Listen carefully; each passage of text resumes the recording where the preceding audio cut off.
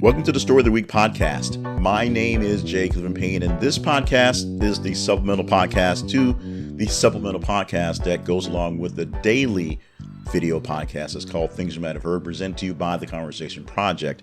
What we do with this is extra commentary to one of the big stories of the week. This, we call it the supplemental podcast to the first supplement, which is the weekly wrap-up. Let's start off with how this thing works out. The daily show, or weekday show, I should say, is called Things You Might Have Heard. It's a morning news update every single weekday morning at 6:50 a.m. Central Time that goes live and then has replays that gives you the top stories of the morning that are conversational.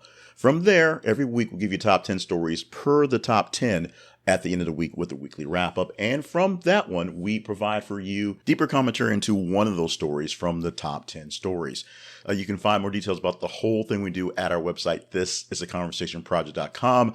We'll explain a bit about the feeds and things going on towards the end of this actual commentary. But I want to remind you that you can always email us to get whatever commentary you want to, or just complaints or sometimes praise. We like praise as well. At the email address, theconversationinbox@gmail.com. Let's go ahead and get into the story of the week. Build up, if you will, to what we have for the story of the week by first giving you the stories and headlines that we had a chance to choose from. These are the top 10 stories this week per engagement total, just based by the pure numbers.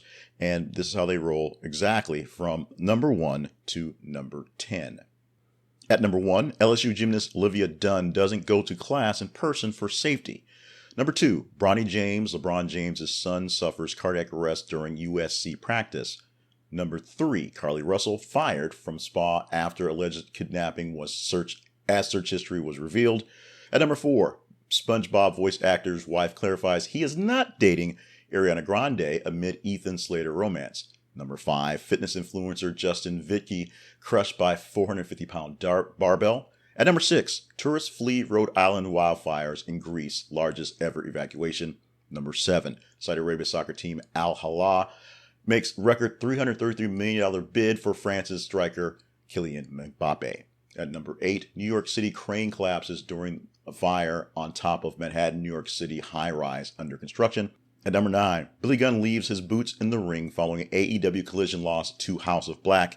And number 10, Joe Rogan keeps turning down Trump's request for podcast interview. The runner-up in the choice, and we basically take the list of the headlines, take them out of order, and eliminate them back and forth. The number 2 story, the follow-up story, the runner-up story, I should say, was a story listed at number 7, where Kylian Mbappe basically refused to take the offer from Saudi Arabian soccer team. But the number 1 story that we chose to talk about and expand on, headline at number 10, Joe Rogan keeps turning down Trump's request for a podcast interview.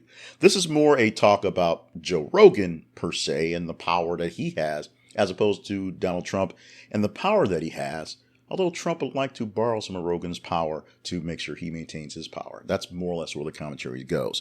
So stick with me. Here we go.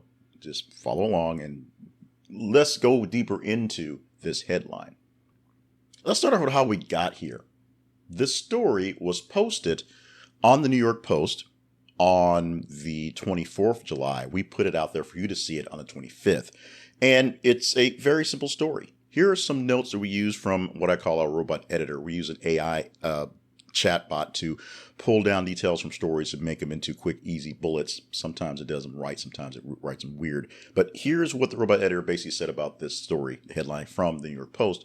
Joe Rogan has turned down numerous requests to interview Donald Trump on his popular Spotify podcast, but the Republican frontrunner advisors are now considering engaging Rogan in a UFC-style cage match to force the podcaster to accept the interview. A Trump advisor told the Daily Beast that Trump-Rogan podcast would have an incredible audience. Trump is eager for an invite from Rogan. Many of those listeners support the former president. His interview on the Full Send podcast generated millions of views way back when. But Rogan, who has faced his own criticism for spouting COVID conspiracies, has said he has no desire to indulge Trump. Nonetheless, Trump isn't taking the snub to heart, according to Daily Beast, because that's a whole Donald Trump sort of ego thing.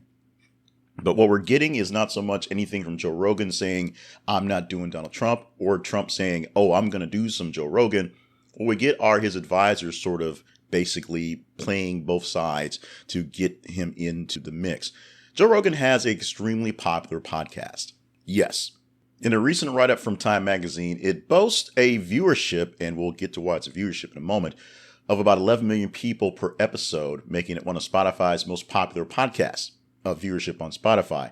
Over 13 years in existence, essentially starting off as a side thing from all his stuff he was doing, he has pulled in about 2,180 episodes and about 1,000 or so guests, many people coming back and forth, sometimes just him talking by himself for 3 hours, him and his guys on the podcast.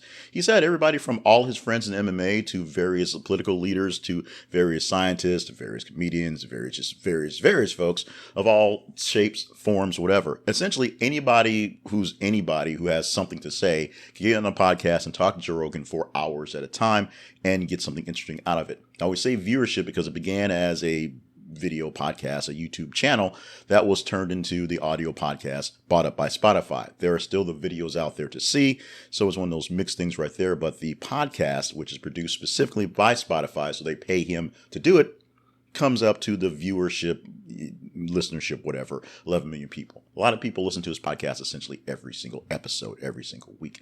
Some of that comes from the way he leans, you can say politically, you can say culturally, a red meat type of guy, although I think he is a guy who doesn't actually eat a lot of red meat, to be honest. But one of the folks that was quick to jump on the fact that Bud Light was giving beer to a transgender woman and saying some mentally ill dude is having issues and causing Bud Light to lose its way. One of the guys who was a big time supporter of ivermectin as a way to prevent COVID-19, even though there's still plenty of studies saying that it really doesn't work. And what people were actually taking was literally the horse dewormer version, not a dose that's really using for anything for COVID.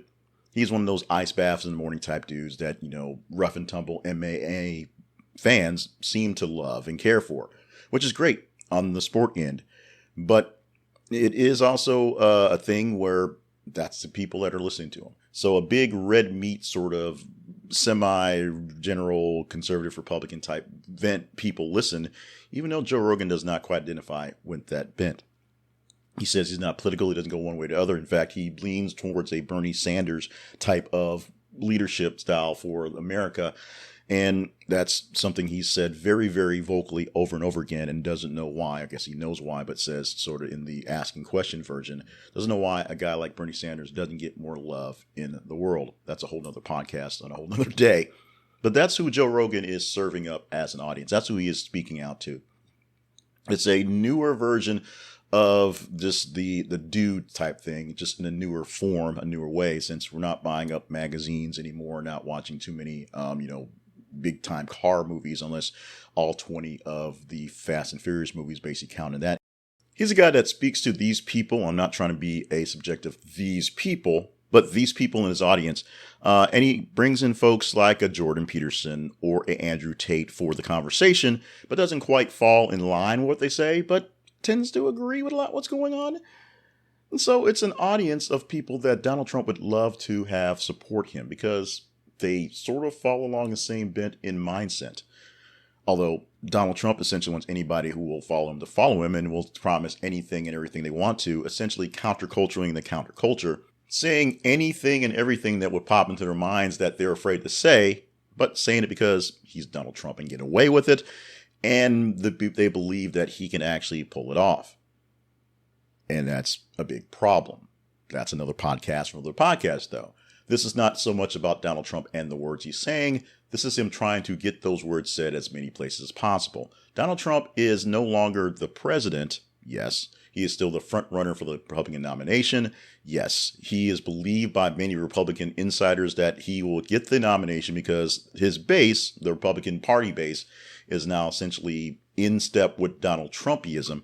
A good 30% are going to vote for him whether he gets impeached or gets indicted or is in jail or not. That's what's going to happen the way the party works. But he can't actually win a general election. That's why a candidate who is mostly as bad as Joe Biden as a candidate can win and did win last time, because if you're holding your nose and picking the lesser two evils, Donald Trump seemed like the lesser two evils versus Hillary Clinton because everyone hated Hillary Clinton. And then in reality, Donald Trump was the more bigger evil. And so they went with the lesser of two evils, which was a very old Joe Biden. Essentially, that's what we get in the next election as we're looking at for the 2024 election. It's a sad thing. And I literally had a conversation with someone yesterday as I'm recording this recording, going back and forth on how come we get the government we deserve, which is true, but we don't get a chance to choose good people that we deserve to run our country or run our place, which is the sadness. We get crappy government because we vote for crappy government, but we don't get a chance to vote for better people who could not give us such bad government. That's a podcast, another podcast as well. Donald Trump has a message, and his message is elect me because I am fighting for you, when in reality he's fighting for himself. But he can have that message. He's a front runner in the Republican race right now as that nominee with 20 different people running. That he has a good command of at least 30% in the polls, which means he's got plenty of room to go against the number 2 guy right now, who, as I'm speaking, is technically still Ron DeSantis, but he's got 12% to 30%. And running really close, coming up and really fast in the background, are folks like Tim Scott, who seems like the marginal guy that makes sort of sense and has that sort of, I'm going to say it because I'm going to say it, that sort of token appeal going forward. And Vivek Ramaswamy, who is sort of fringe, but saying everything that Donald Trump is saying along the lines, including promoting the fact that he's such a great guy, and he seems like he's running for vice president in that ticket. But Joe Rogan has to serve up more than just his fans, oddly enough. He has to serve up the Spotify shareholders. So despite the fact that Joe Rogan says what he wants to say and does what he wants to does, he also has to play the role of a person in business. A large number of podcasts have been dropped from Spotify because podcasting's big grand moment is essentially going down for the moment it is. People are moving away from podcasting as the next big thing, big kingmaker, even though many corporations are still pushing money into many celebrities to bring in ad dollars and bring in eyeballs and earballs based on how you produce your podcast. The number of podcasts and the people who are tuning into them are not quite as lucrative as they were. It just happens. At some point in time, you stop being the darling of the darling. Now, since Rogan's been doing this for decades, he doesn't seem like he's going anywhere anytime soon. So they're putting lots of money sticking with Joe Rogan and giving up on other folks out there on Spotify. I think Joe Budden's podcast is done. We know Harry and Meghan's podcasting is done. Things like that going down because they're not pulling the numbers that Rogan is getting consistently. So Rogan is the platform for platform makers. Various smaller YouTubers and various smaller content creators and various people in various spots go on Joe Rogan, get a couple clips and sound bites, and get that effect as a bump as they go. One thing I watch is the Breaking Points video casts that come on YouTube. I don't subscribe to them directly. I do get their podcast coming in my feeds as the day after news report, but I watch their videos and clips of them inside of the day. And they had a couple shots on Joe Rogan. They did one a few months ago as they were launching their new studio and new expanded stuff. They did that for promotion services. And they got a little bit of Joe Rogan effect from that one. So that was something I saw directly.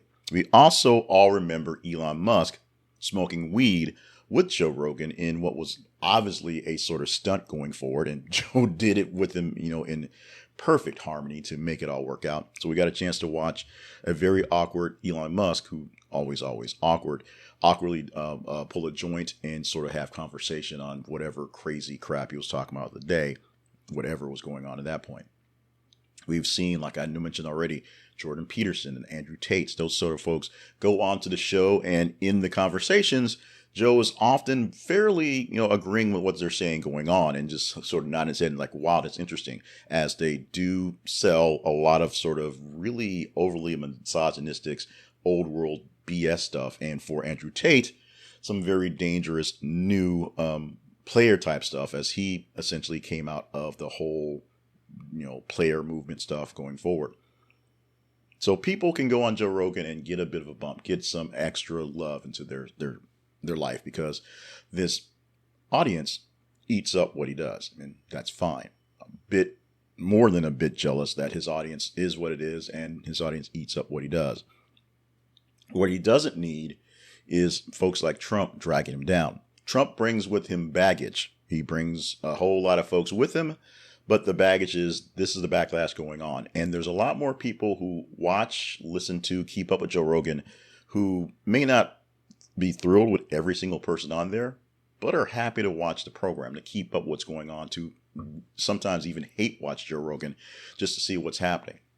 That's not going to happen with a Trump audience. That's not going to happen with a Trump show. A Trump show becomes a AS show pretty quickly because you can't keep him on script. He goes all over the place. He's always lying, always making stuff up, and just sounding like a just idiot in the process. In one of the recent town halls that he did, I think it was with the Sean Hannity thing, but he says it often. He went into a thing where someone asked him about his faith, and he started talking about indictments and subpoenas. Like, what's a subpoena? I didn't know what a subpoena was. Of course he knows what subpoena is. He's been sued all his life as a developer in New York City, and all he does is go through lawsuits. And because he has big money and lots of money in big pockets, he's able to basically outspend and outlast a lot of folks in litigation. He knows what a subpoena is. He knows what prosecution is. He knows what's going on. He just says these things and people kind of cheer and react because they don't know any better. How can he not know any better, you say? I don't understand. There's the internet. There's Google. There's a 50-year legacy of Donald Trump doing business deals, being fairly not great at business. Although the things he pulls off, like the skating rink in New York City, a person who was in New York City at the time, I worked with radio, talked about how it was just a mess to take care of that. Donald Trump took it over, made it happen, and now you see every Christmas people skating at the park, just doing while the big tree's out there in that beautiful scene, although a lot of contractors did get screwed in the process. That's what happens with Donald Trump. So Donald Trump may not have been able to get much of a wall built and definitely didn't get Mexico to pay for any of it, but he does have a Pied Piper style of messaging that brings people in and keeps them around. And in most cases, you get a bump for it. All these local radio shows who are getting Donald Trump talking to their people are getting a bump because they have lots of big folks in their audiences that are Trump supporters. Every time CNN and MSNBC actually go to Donald Trump on TV, they get a bump in ratings because they may hate them. At least the people producing may hate them and the audience says they hate them, but they want to see what they want to see. One of the biggest knocks against CNN during the Trump rise to power was that they kept putting him on TV because he was great TV. And because he did that, he got more of a message out to people to want to vote for him. Although I always contend that people should have enough brain power to see that he's lying and understand that. Apparently, I'm not very good at that. So I don't understand how that works, because if I did, I'd have a army of sycophants, trying to push my agenda going out there as well. Joe Rogan doesn't need that. Not to call his audience an audience of sycophants, but essentially it's the same thing. People are going to cheer and root for and push Joe Rogan to the moon because they are going to. People who love an artist will stick with that person. People who love a personality will stick with that person. People love Taylor Swift and will stick with her through thick and thin. People who seemingly love Kevin Spacey, now that he's been acquitted of his crimes that he was charged with in London, will push for that guy to do more stuff. Whether that happens or not comes to how much they can push against the people who don't want him there. People who love Prince Harry and Meghan Markle, now that people are coming to see them with the luster that is not there, we're going to push for them to have the best they can possibly have. The problem is they've basically burned up a whole lot of goodwill in a short amount of time, and we'll see who wants to actually put them up going forward. In some cases, literally put them up going forward. Joe Rogan is at the top of his game. He's at the top of the podcasting heap, despite most of the traditional podcasters and what they're pushing for as a podcast and what they're pushing for as information. He is there. He's undeniable. He is the mountain that most people would wish they had to sit atop of in podcasting and in information and in messaging and in entertainment. People wish they had his audience. People wish they had his contract. People wish he had his reach. And because that, Joe Rogan can be extremely careful in who he has on. Some of the people he has on seem like they're kind of nowhere, kind of fringy, but he always has interesting people with interesting topics with a great backup of their own set of communities as well. There's never a dull moment in Joe Rogan's podcast. There are dull moments, I guess, when he starts rambling on and going really long in detail on stuff that he doesn't seem to know about. That happens a lot, but there's usually never a dull contributor, a dull guest on the podcast, which is awesome. I would love to have a chance to talk with him for 3 hours on my stuff and news here, and I would probably rank as a duller podcaster because of the folks that are on there and the great backgrounds they have.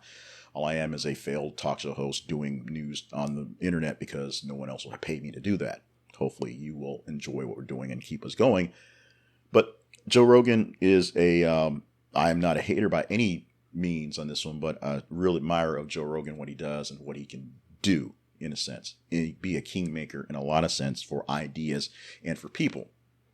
For Donald Trump, he probably could be a kingmaker and solidify the Trump brand for his listeners and a whole lot of other folks who would listen to the podcast just to see what Joe Rogan would say to Trump going forward. Would he call him out on his lies? Would he promote some of his lies? Would he praise him for his COVID stuff? Would he bash him for not being as great of a boss as he was on TV in The Apprentice? What would he say? What would he do? This is a very interesting and a very great topic that he could exploit because people would want to see that. Guess what? For good or for ill, it's not going to happen. At least it's not going to happen now. Right now, Joe Rogan apparently keeps turning down Trump's attempts to get on the podcast. Maybe something will change. Maybe he becomes the actual nominee and it turns into something else. Maybe Trump can find some other way to grease the palms and get him onto Spotify and Joe Rogan specifically. Trump is everywhere. There are clips of Trump talking to all sorts of people all the time because he wants to air his grievances of his issues and remind folks he's running for president. I don't know sure why I have to remind people because it's pretty obvious. But one thing I'm admiring about Joe Rogan is he's not just jumping on the Trump bandwagon because he's there. He doesn't have to pick these folks. He doesn't need big guests to keep people coming because just like Donald Trump, his base is coming to him regardless. They're coming to see him and whomever they're bringing. They're not coming to see the guy that he's bringing talk to him. There you go. So if you are a video or a podcast producer, you're creating things for the public to consume. You're trying to bring people into your audience. And you do this by using the coattails of other people, trying to use other people's fame and other people's audiences to kind of gather in more eyeballs for you. Joe Rogan proves right now that's not exactly the best way to go because he can do it without that. If you have your audience, you pull your own folks, your true people, your P1s, your avatar listeners will tune to you and the other folks will make that more icing on the cake so you don't have to do that. Congratulations to Joe Rogan, who obviously knows he doesn't have to pander to people to bring folks in. He doesn't have to pander to Trump either because he understands that Trump is an issue. He understands that Biden's an issue. So he probably wouldn't invite Biden on either. And if whatever third party pops in, I think he's had Robert Schwamy on a couple times to talk stuff up, oddly enough. He's had some other minor candidates and bits and pieces. And if this no labels person pops up, whoever they choose, they'll probably have that person on, mostly because to remind them they have no chance to win. But Joe Rogan, whether you love him or not, is winning this one right here. And that's it for this week's podcast. That was the commentary that is the story of the week. Give me your feedback by just sending us a reply or sending some sort of comments inside of whatever medium you're listening to or watching this podcast. Or send me an email at theconversationinbox@gmail.com and put in the topic the story of the week for the week of ending the 29th of July, 2023. So I know we're talking about the Joe Rogan podcast and Trump not being on a Joe Rogan podcast, and let me know what you think. We'll respond back and forth there, and we'll probably bring some things back within some of the other venues, including some of the things we've put out there. We're not just here doing this story of the week or the weekly wrap-up or the things you might not have heard, podcasts and videos. We produce things on all smaller social media platforms in tighter detail as well. We're on TikTok and on the YouTube Shorts and places like that, doing small things all week long, all the time. And we're also doing newsletters and writing back and forth there. So you want to support the majority of all the things we do, or just a couple of things, check us out at our website, thisistheconversationproject.com. This podcast, I don't use to do much promoting of the other stuff. So just go to the website, find something you like, and engage in that one. Email us if you deem that necessary or overly necessary, I should say, so we can chat up what you want to chat up. Remember to stay limber, stay hydrated, and stay on task for all the grand things that you are here for the world to do. And keep listening. Share the podcast. Share the other video casts. Share the website. And keep an open mind. That's essentially what I'm asking you to do. Keep an open mind to things and let's commentate. Let's talk back and forth. Whatever word you want to use, whatever word's actually correct, let's do that talking in our sessions here. We'll be back again next week to talk about an expanded story for the weekly wrap-up. What story will that be? First, we got to go through the things you might have heard all week long to see what stories are popping all week. Then we'll see what's popping in the top 10 for the weekly wrap-up. And from there, we'll choose a story to expound on. We will tell us whether we chose the right story for the story of the week. I'm Jay Cleveland Payne. Thank you so much for being with us for this week. Let's see what we can do again for next week.